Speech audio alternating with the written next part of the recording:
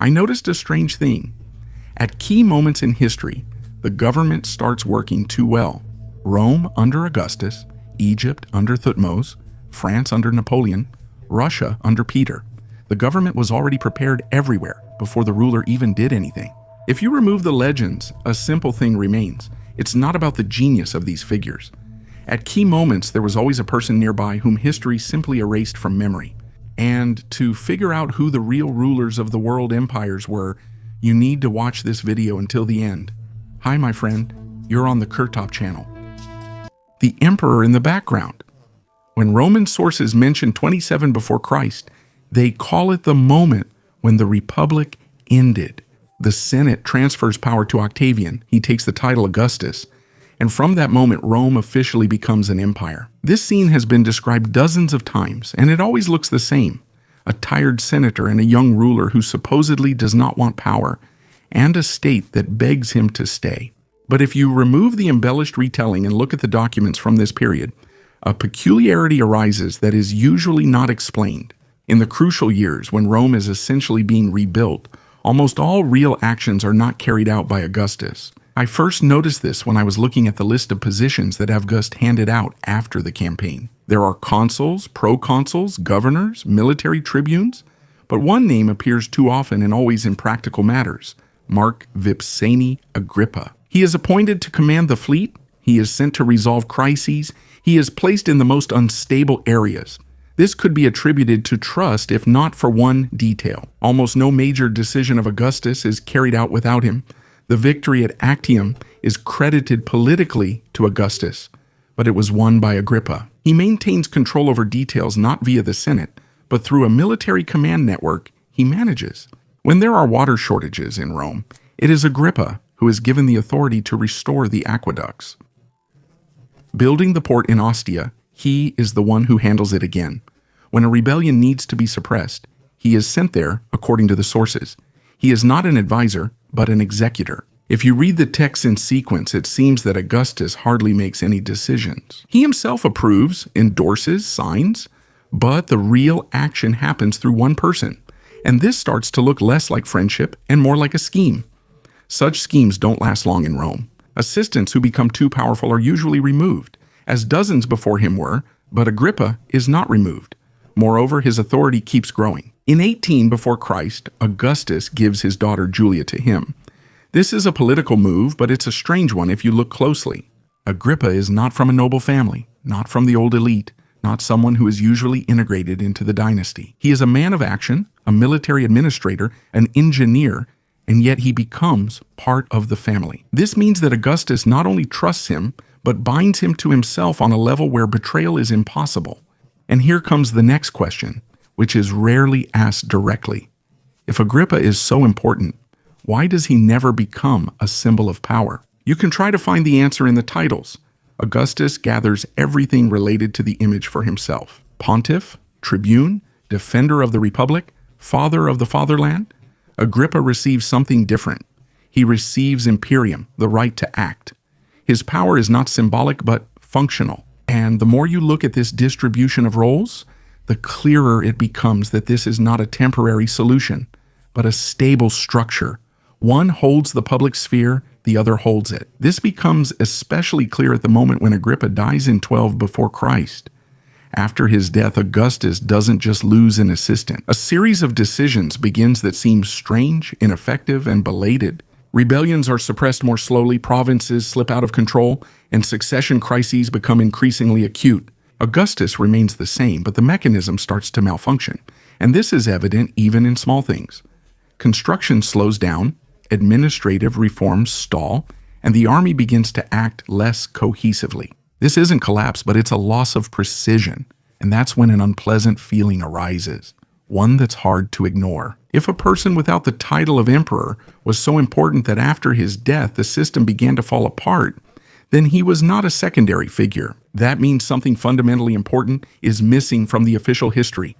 If this happened in Rome, the most well-documented civilization of antiquity, then the question becomes broader. Is this a one-time event or recurring? If it's recurring, how often has it happened without us noticing? Do you know what we observe? From this moment on, the story of Augustus stops being the story of one man and starts to look like the first recorded example of a different power structure. A structure where the figurehead and the mechanism are separated, where memory preserves one, but governance relies on another. And if this scheme didn't appear by accident, it means it will repeat somewhere. The only question is, where? Power before the pharaoh? When I started looking for whether the Roman scheme was repeated in other civilizations, I deliberately went to places where power always seemed as sacred as possible. Egypt. The face and mechanism should have aligned exactly where the pharaoh was seen as a god. But it was Egypt that turned out to be the most troubling confirmation that what we saw in Rome was not an exception, but a rule. The official history of Thutmose III looks flawless. He is called Egypt's greatest military leader, a conqueror who expanded the borders of the state farther than anyone else. Before him, he ruled for more than 50 years, won for 10 years, led dozens of campaigns, and created an empire. But if you look not at the end, but at the beginning of his reign, a gap appears, which is usually explained in a single line and then immediately passed over. For the first 20 years, he does not rule. Formally, he is the pharaoh, but real power is in the hands of Hatshepsut. This is an undisputed version.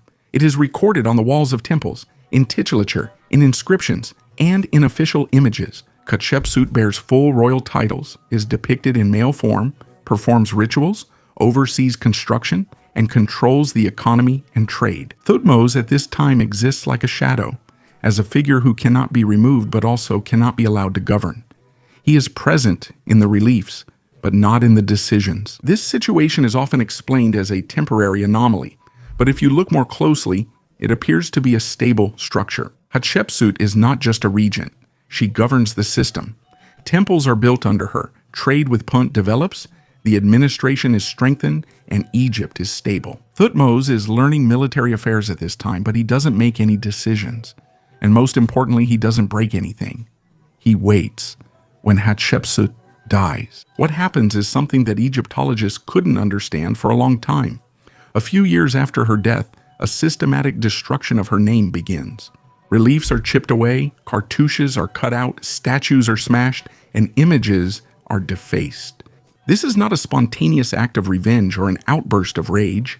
It's a careful, prolonged effort that lasted for decades. It doesn't start right away, but only after the system has already come under Thutmose's control. And here the same question arises as in Rome.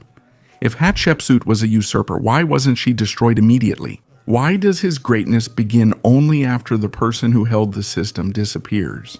When you start looking at Thutmose III's campaigns in chronological order, it becomes clear that they take place only after Egypt is completely stabilized.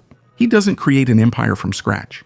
He relies on an existing administrative system. The economy works, supply lines are set, officials trained, temples resourced, and logistics organized.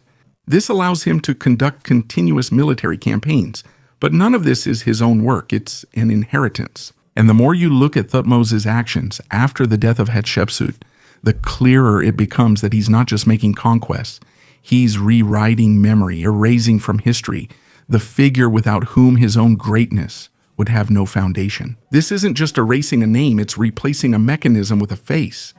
Egypt must remember a single pharaoh, not a system in which real power belonged to someone else. Here, the pattern repeats almost perfectly. One person holds the power, another becomes the symbol. The first disappears from memory. The second remains in legend.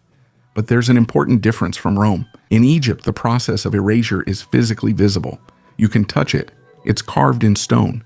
It's a trace of how history cleans the display and removes the mechanism. And it's at this moment that it becomes clear that the Roman case is not unique or accidental. It's just better documented. Egypt shows that this pattern is older, deeper, and perhaps more fundamental than we are used to thinking. If even in a civilization where the ruler was a god, power could be divided between the individual and the system, then this is not a feature unique to Rome. This is a basic structure of power that repeats itself regardless of culture, religion, or era. After Egypt, it was already hard for me to see Augustus as an exception. Too many things matched. And then I realized that from now on, I should look not for similar biographies, but for similar consequences. Because if this pattern is real, then there must be moments in history when the mechanism disappears, but the person remains and then the system begins to collapse. And such moments do exist. They just aren't connected to each other. Rule without the crown. When Napoleon came to power, there was no longer a state in France. There were debts, ruined institutions, and an army that existed on its own. Textbooks call this the chaos of the revolution, but documents show a different picture. The system of governance wasn't destroyed, it just stopped working. And it was at this moment that a man appeared next to Napoleon. A man who didn't command armies, didn't win battles, and was almost never near the battlefield. His name is Charles Maurice de Talleyrand. In 1799, just a few weeks before the coup of the 18th, Brumaire Talleyrand returns from disgrace and becomes the Minister of Foreign Affairs.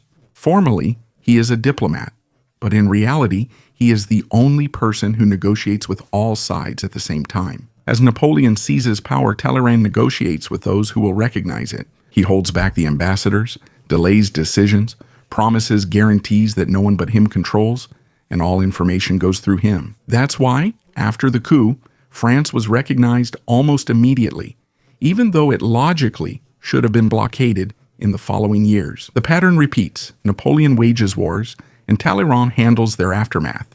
He signs treaties, changes the wording, and leaves loopholes that allow France to come out of defeats with minimal losses. You can see this in Tilsit, in Pressburg, in Luneville. Napoleon wins the treaty, but the state survives not because of victories, but because of how their outcomes are formalized. And every time it's done by one person. The most important moment comes after 1812, when Napoleon actually loses the war. At this moment, the system should have collapsed, but it doesn't, because Talleyrand doesn't leave with Napoleon. He stays.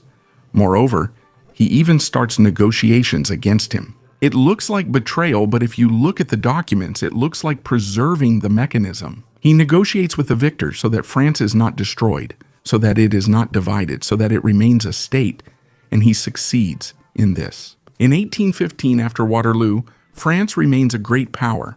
This cannot be explained by military logic.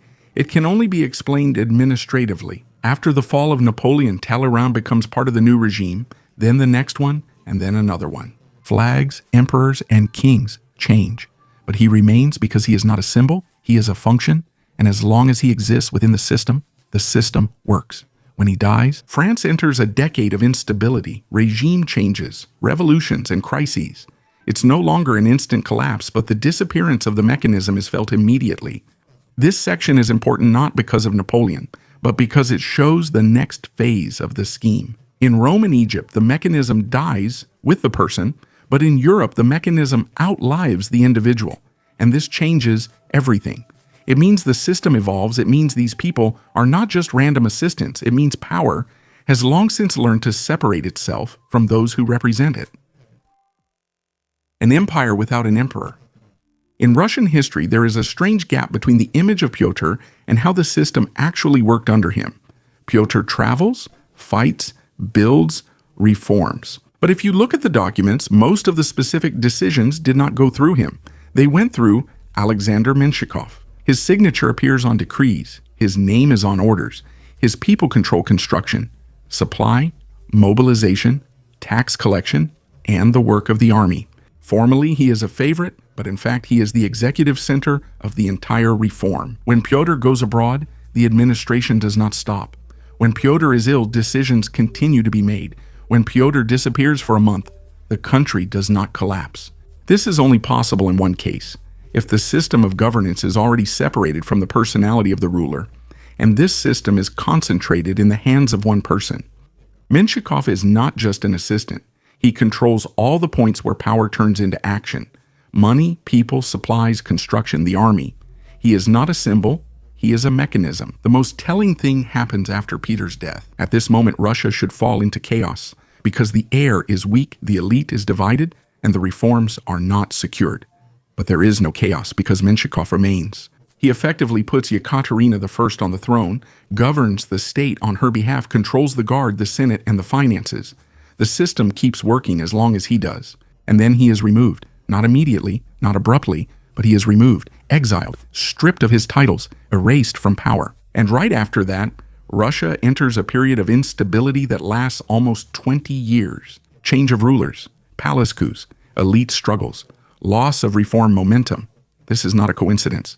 This is the moment when the mechanism disappears and the figure is left without control. In official history, Menshikov is viewed as a corrupt favorite and outsider. Yet, he was the only one who held the system together after Peter's death. And that's exactly why he had to be erased from memory as a figure of power. He couldn't be left as Peter's equal, because otherwise, the very idea of the lone reformer collapses. Power that outlived everyone. There's something strange in the Chinese chronicles that European historians usually overlook because it doesn't fit their usual idea of monarchy. There, it hardly matters who exactly sits on the throne.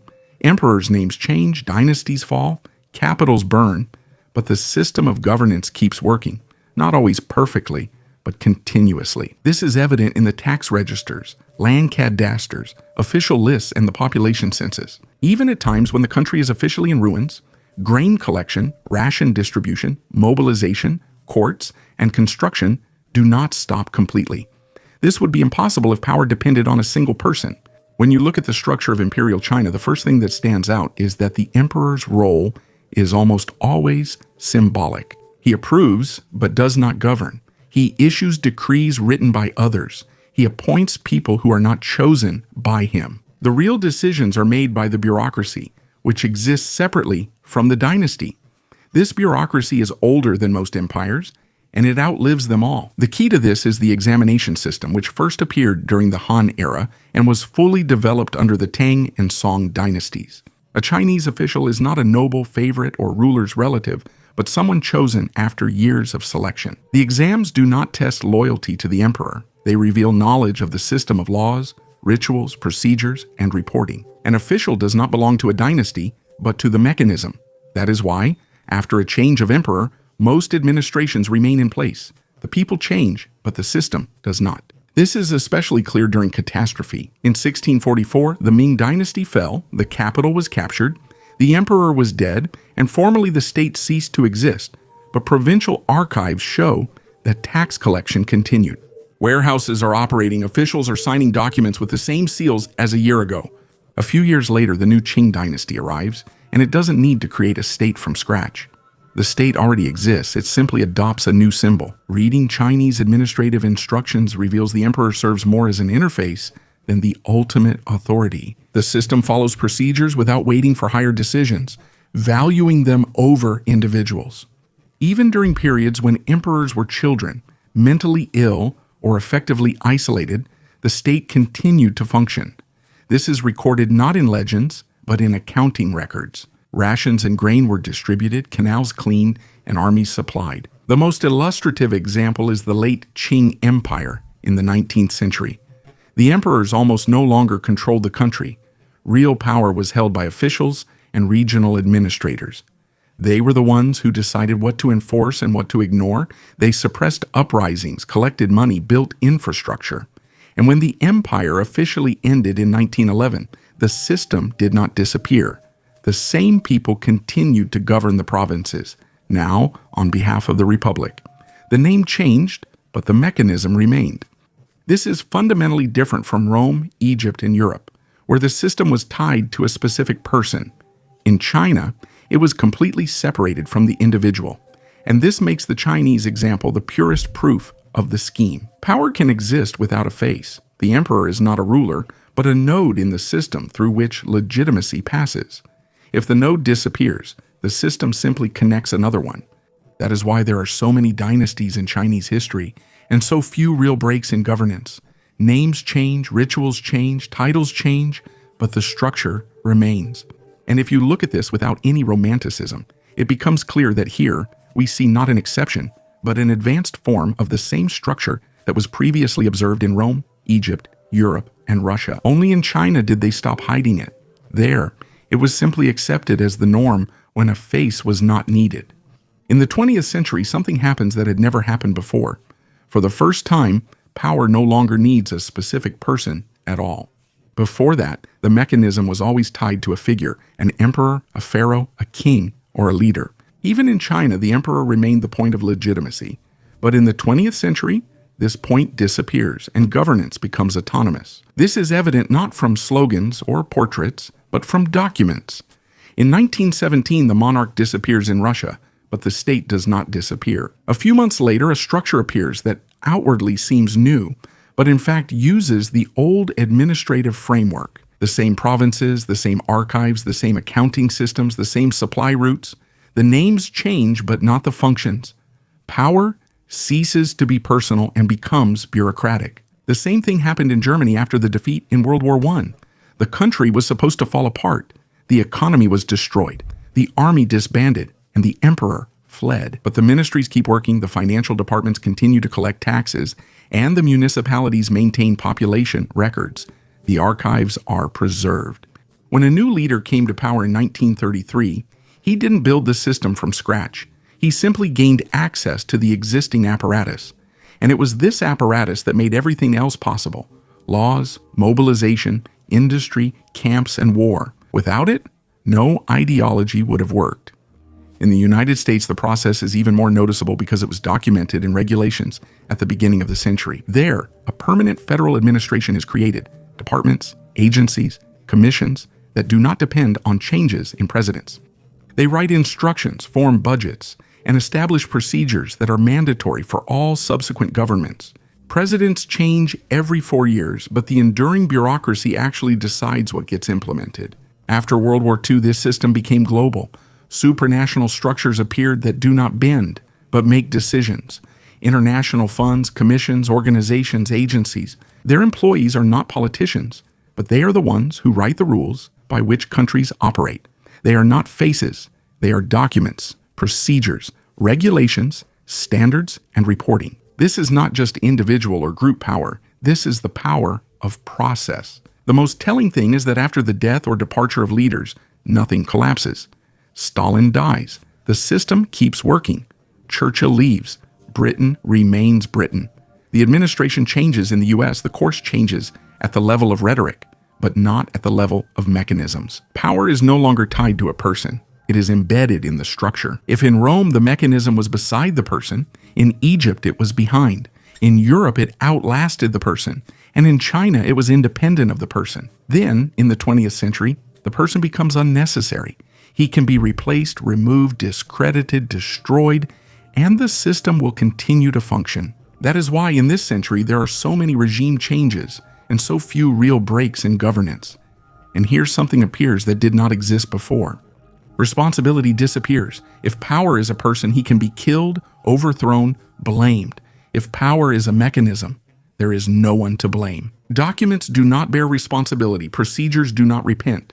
Instructions do not answer questions. And it is at this moment that history stops being the history of people and becomes the history of structures. School of World Management. Almost all of European history is written as if the Vatican is just a succession of popes. One died, another came, a third reformed, a fourth made a mistake. But if you open the internal documents of the Curia, it becomes clear that the popes almost never governed the church themselves. It was run by people whose names are hardly ever studied, because without them, the popes didn't decide anything. In the 16th century, at the moment when Europe was splitting into Catholics and Protestants, the pope was formally the head of the entire Christian world, but he was not the one making the decisions. They are made by the Roman Curia, a permanent body that doesn't change for decades. Popes come and go, but the Curia remains. And it is the Curia that decides which reforms will be adopted, which wars will be supported, which kings will be recognized, and which will be declared heretics. The most interesting part begins when the Pope tries to rule on his own. In 1492, Alexander VI Borgia becomes Pope. He is usually described as a monster, a libertine, a symbol of corruption. But if you look at the documents, he is one of the few popes who actually tried to intervene in governance. And that's exactly why a systematic war was launched against him. Inside the Curia, decisions are blocked, decrees are sabotaged, and legates do not carry out orders. As a result, after his death, the Curia quickly regains control, and the image of Borgia is forever cemented as demonic. Not because of his sins, but because he tried to manage the system directly. The Vatican demonstrates this scheme best in one particular episode, where everything comes to the surface. In 1527, Rome was sacked by the troops of Emperor Charles Thirst.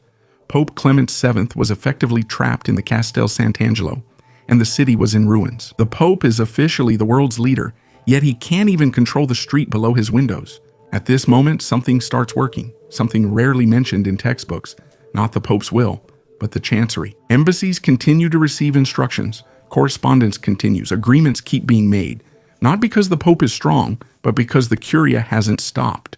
A few years later, the Reformation enters its final phase. With a changing world, it seems logical to think everything depends on the Pope's personality. But if you look at the actual decisions, the creation of congregations, censorship, diplomacy, taxes, the appointment of legates, the same figures appear again: cardinals, secretaries, treasurers, people who can outlast a change of pope and maintain the course. The Pope may have a strong character, he may be gentle or harsh, but he always has limitations: his lifespan and his term of rule. The Curia is not bound by these limitations. And from this comes the most unpleasant conclusion, which turns our whole story upside down about the state we have been discussing. Up until now, in other states, if the second-in-command vanishes, the system fails. In the Vatican, the second-in-command is a distributed network, so he cannot disappear. That is exactly why the Vatican survives for centuries and maintains governance where secular states collapse and have to be rebuilt. And that is exactly why the Vatican model is so easily exported. Diplomats, chanceries, permanent departments, instructions, secret correspondence, governance through wording and authority. This is not mysticism, this is technology. And when it spreads to Europe, it turns into the form of statehood we are familiar with. The same thing happens with Pope Paul IV in 1555. He tries to break the power of the Curia, dismiss the old cardinals, and rewrite the financial flows. 24 years after his death, a crowd in Rome destroys his statues, and the Curia cancels almost all of his reforms. This is recorded in the protocols. The system simply rolled back. But the most striking case is Pope Sixtus V. He does something that almost no one else has done. He rewrites the entire administrative structure of the Vatican, creates permanent congregations, defines powers, and deprives individual cardinals of autonomy. And this makes the Pope a real administrator for the first time. But right after that, his successors quickly return to the old model. A Pope who governs is dangerous.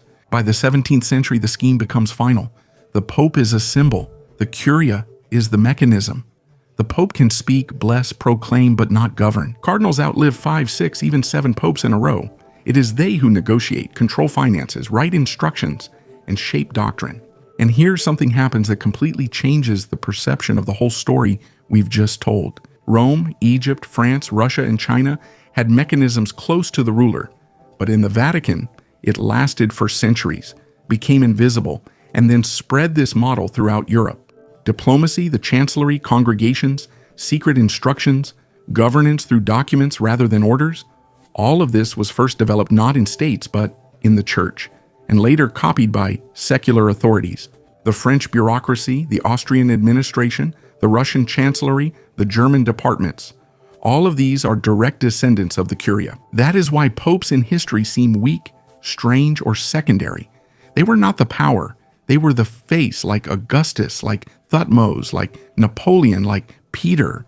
But in the Vatican, unlike elsewhere, the mechanism survived and became a school. And if you put this block at the end, it suddenly becomes clear that all this time we were not studying exceptions, but stages of learning. History is not a succession of rulers. It's the evolution of the way of concealing governance. If you put all this together, it leads to an unpleasant thought. History is made not by those we remember, but by those who are erased. Great rulers come and go, but power remains with those who know how to turn decisions into action.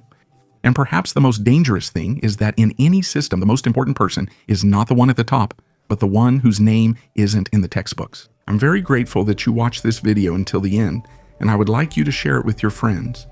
Goodbye, everyone, and see you in the next video.